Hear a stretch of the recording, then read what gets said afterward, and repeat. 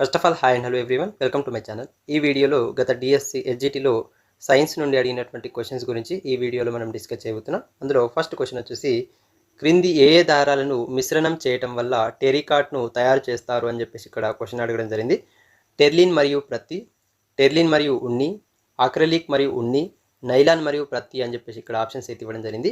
So మన answer వచ్చేసి option 1 టెర్లిన్ మరియు ప్రత్తి అనేది మన ఆన్సర్. సో టెర్లిన్ మరియు ప్రత్తి దారాలను మిశ్రణం చేయడం వల్ల టెరికాట్ను తయారు చేస్తారు. సో ఆప్షన్ 1 అనేది మన ఆన్సర్. అండ్ నెక్స్ట్ వచ్చేసి, కింది వాణిలో మీటర్ స్కేలును ఉపయోగించేటప్పుడు తీసుకోవాల్సిన జాగ్రత్త కానిది ఏది అని చెప్పేసి ఇక్కడ క్వశ్చన్ అడగడం జరిగింది. స్కేలు చివరి భాగాలు విరిగిపోయి కానీ అరిగిపోయి కానీ ఉండకుండా చూసుకోవాలి. మన కన్ను స్కేలుపై ఏ బిందువు నుంచి కొలతను తీసుకుంటామో ఆ బిందువుకు 60 డిగ్రీల కోణం చేస్తూ ఉండాలి. స్కేలుపై 0 సూచించే బిందువు ఖచ్చితంగా కొలవవలసిన పొడవు మొదటి బిందువుతో ఏకీభవించేలా ఉండాలి. ఏ పొడవును కొలుస్తున్నామో దాని వెంబడి ఉండేటట్లుగా స్కేలును ఉంచాలి అని చెప్పేసి ఇక్కడ ఆప్షన్స్ అయితే ఇవ్వడం జరిగింది. సో మీటర్ స్కేల్ను ఉపయోగించేటప్పుడు తీసుకోవాల్సిన జాగ్రత్త కానిది ఆప్షన్ 2 అనేది మన ఆన్సర్. మన కన్ను స్కేలుపై ఏ బిందువు నుంచి కొలతను తీసుకుంటామో ఆ బిందువుకు 60 డిగ్రీల కోణం చేస్తూ ఉండాలి అనేది సరికానిది. సో ఆప్షన్ 2 అనేది మన ఆన్సర్. అండ్ నెక్స్ట్ వచ్చేసి, ఐఎండి యొక్క విస్తరణ రూపం అని చెప్పేసి ఇక్కడ క్వశ్చన్ అడగడం జరిగింది. Indian mineral department, Indian microbacterial department, Indian meteorological department, Indian mines department అని చెప్పేసి అయితే ఆప్షన్స్ అయితే ఇవ్వడం జరిగింది. సో మన ఆన్సర్ వచ్చేసి ఐఎండి ఫుల్ ఫామ్ వచ్చేసి Indian meteorological department. So option 3 అనేది మన ఆన్సర్.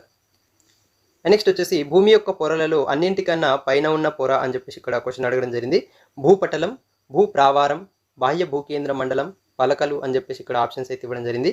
సో మన ఆన్సర్ వచ్చేసి భూమి యొక్క పొరలలో అన్నింటికన్నా పైన ఉన్న పొర ఆప్షన్ 1 భూపటలం అనేది మన answer.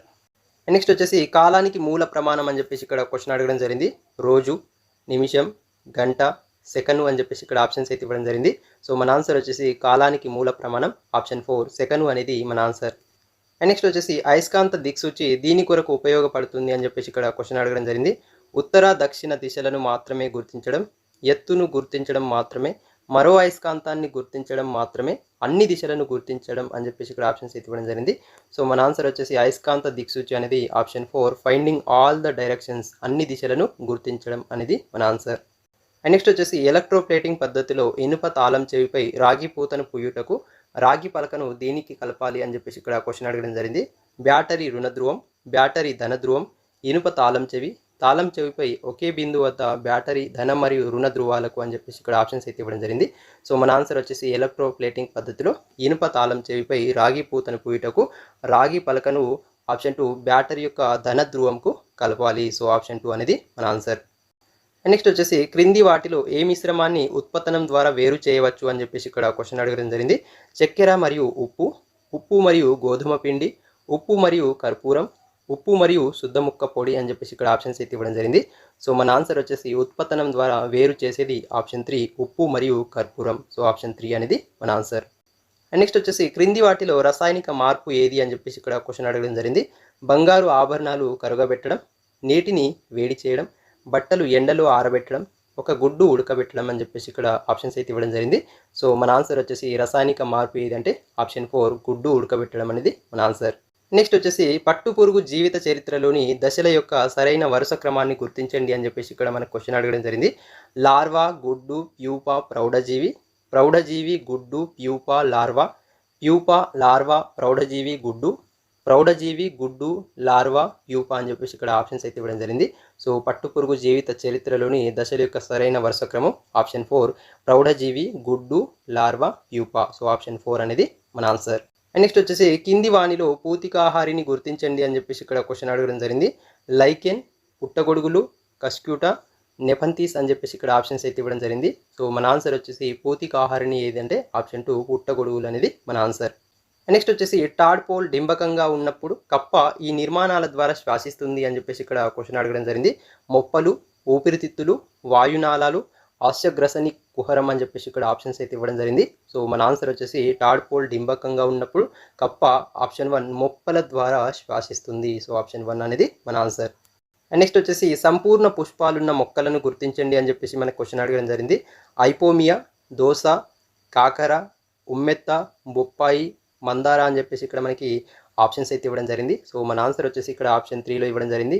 A D and F మాత్రమే అని చెప్పేసి ఇక్కడ ఆన్సర్లో అయితే ఇవ్వడం జరిగింది. సో సంపూర్ణ పుష్పాలున్న మొక్కలు వచ్చేసి ఇక్కడ ఐపోమియా, ఆ తర్వాత ఇక్కడ డి ఉమ్మెత్త, తర్వాత ఎఫ్ మందార.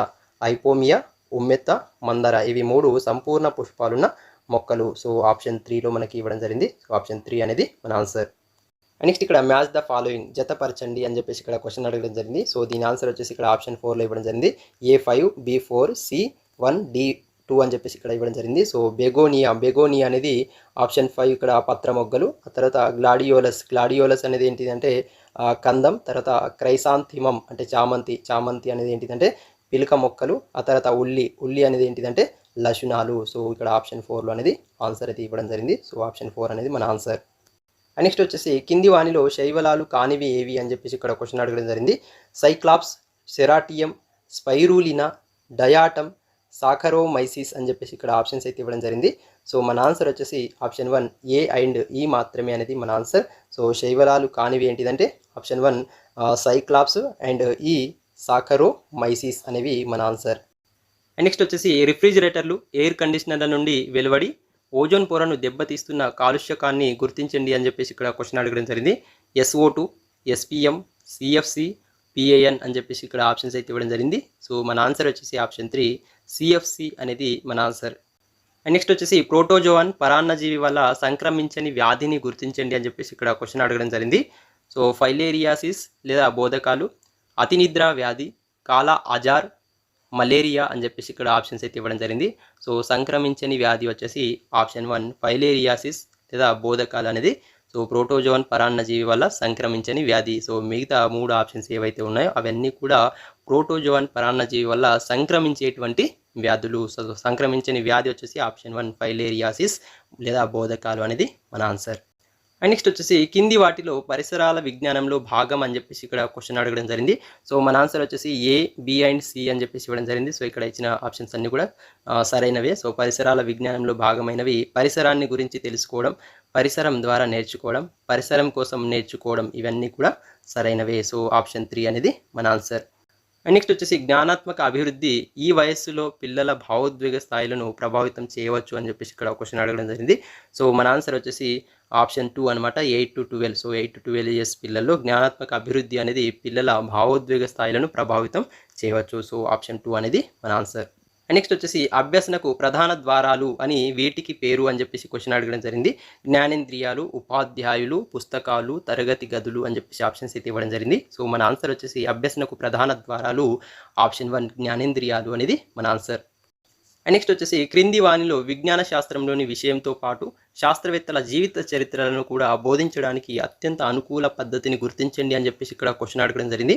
అన్వేషణ పద్ధతి, కృత్య పద్ధతి, చారిత్రక పద్ధతి, నిగమన పద్ధతి అని చెప్పేసి ఇక్కడ ఆప్షన్స్ అయితే ఇవ్వడం జరిగింది. సో మన ఆన్సర్ వచ్చేసి విజ్ఞాన శాస్త్రంలోని విషయంతో పాటు శాస్త్రవేత్తల జీవిత చరిత్రలను కూడా బోధించడానికి అత్యంత అనుకూల పద్ధతి ఆప్షన్ 2 చారిత్రక పద్ధతి అనేది మన ఆన్సర్.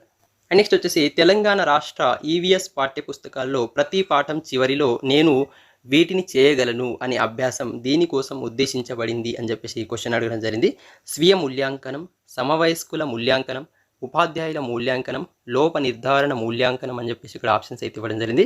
సో మన ఆన్సర్ వచ్చేసి తెలంగాణ రాష్ట్ర EVS పాఠ్యపుస్తకాల్లో ప్రతి పాఠం చివరిలో నేను వీటిని చేయగలను అనే అభ్యాసం ఆప్షన్ 2 స్వీయ మూల్యాంకనంకు ఉద్దేశించబడినది. సో ఆప్షన్ 1 అనేది మన ఆన్సర్. నెక్స్ట్ వచ్చేసి కింది వానిలో పారదర్శక, అపారదర్శక పదార్థాలను రెండింటిని ప్రదర్శించడానికి ఉపయోగపడేది ఏది అని చెప్పేసి క్వశ్చన్ అడగడం జరిగింది. Slide projector, epidiascope, over head projector, film strip projector అని చెప్పేసి ఇక్కడ ఆప్షన్స్ అయితే ఇవ్వడం జరిగింది. సో మన ఆన్సర్ వచ్చేసి పారదర్శక, అపారదర్శక పదార్థాలను రెండింటిని ప్రదర్శించడానికి ఉపయోగపడేది ఆప్షన్ 2 ఎపిడయాస్కోప్. సో ఇవి గత DSC SGTలో సైన్స్ నుండి అడిగినటువంటి క్వశ్చన్స్. సో ఈ వీడియో మీకు ఇన్ఫర్మేటివ్ అనిపిస్తే ఒక లైక్ చేయండి అండ్ ఇలాంటి మరిన్ని వీడియోస్ కోసం మన ఛానల్ని ఫాలో అవ్వండి. So thank you for watching. Have a nice day.